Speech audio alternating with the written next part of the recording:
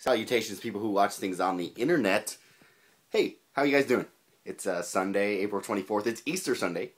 But I'm here to talk about last night's Doctor Who. And as River Song would say, no spoilers. But if you haven't, go subscribe, please. Go check out the last Do or Do Not, where I review the movie The Beaver. And we'll throw it up for good measure. I won a pound or a year's worth of cheese yesterday, and I put a video over there for you guys. But last night's Doctor Who, I said on Twitter, I was like, I have very, very mixed feelings about this. And I've seen it twice now. Once on broadcast and second via iTunes, so no commercials. And that was kind of the thing number one, is it's a very, very different experience watching Doctor Who. Because I watched Eggleston through Matt Smith last season via DVD. So it was very much just kind of, I could watch him as frequent as I want and watch the whole thing and not have to worry about commercial breaks.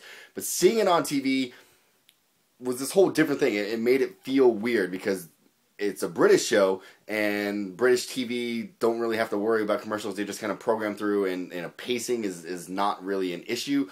But the commercials for the American version came in at these really weird spots. Like, it just was like, oh, it jarred you out of what was going on. So I was like, it's weird. And then also, they kept showing these things in the commercials, like sort of behind the scenes things for another behind the scenes episode or thing that's coming after next week's episode. So it kind of pulled you out of the whole universe over and over again. So I was like, and the first viewing we were watching on DVR and we kept pausing all the time. So it didn't help the flow, which I hoped a second viewing would kind of fix, as I would kind of just able to see it all the way through. But overall, the pacing thing's not really what bugged me the most. It's annoying in terms of BBC America putting commercials in. Just give me like a long block of commercials at the end, or just pay the $20 in iTunes to watch it commercial free, which I think I will be doing at some point soon. But overall, it's a very, part of me wants to say it's because BBC America is like pushing this show on Americans, and not as much as it's this British thing that we Americans like to watch. But they spent a ton of money on advertising this year to like get a whole new audience and get all these people excited about Doctor Who. And it feels in some ways that they're catering to America in kind of the way they're telling the story. And this I guess is not a spoiler. It's a two-parter, and Doctor Who is infamous for its two-part episodes.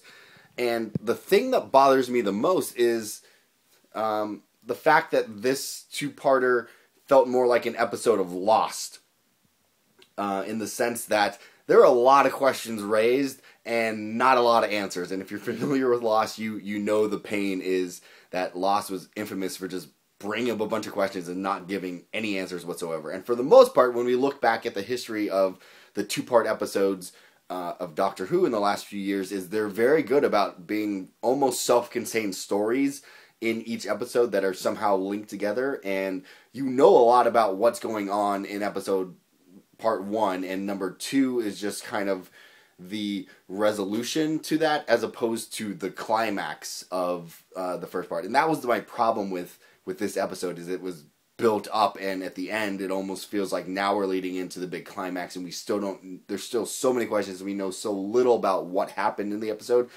because there are a lot of big bombshells that happen within this episode that just make you go, whoa, what's going on? So a bunch of problems. So very mixed. I'm interested to see where things go.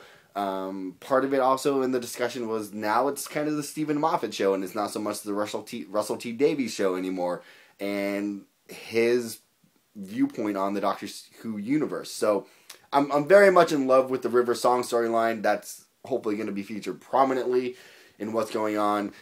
Still, just personally not a giant fan of Rory. I like him, but I'm not overly excited for him. This is a spoiler to the previous season. I didn't care when Rory died. I was just like, oh, Rory's gone. And when he came back, I was like, whatever. So that's assuming you've seen all of the last season. If you haven't, there you go, because you should have been caught up. But no spoilers about this episode. So I don't know. It's going to be really interesting to see where this season goes and what they do.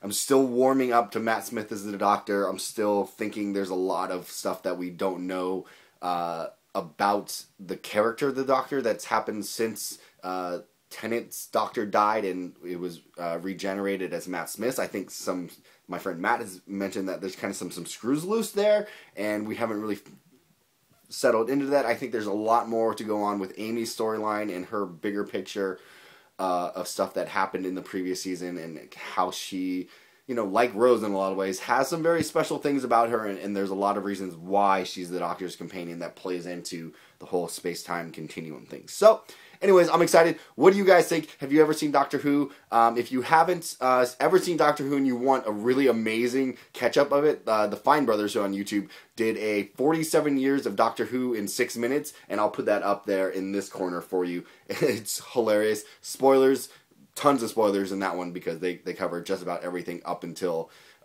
before last night's episode. So, there you go. You guys, see you later, and I have another Do or Do Not coming up for you next week, and I'm still trying to figure out some kind of contests as we get near the 100 subscribers mark. Ooh. Anyways, I will see you guys later. Adios. Button.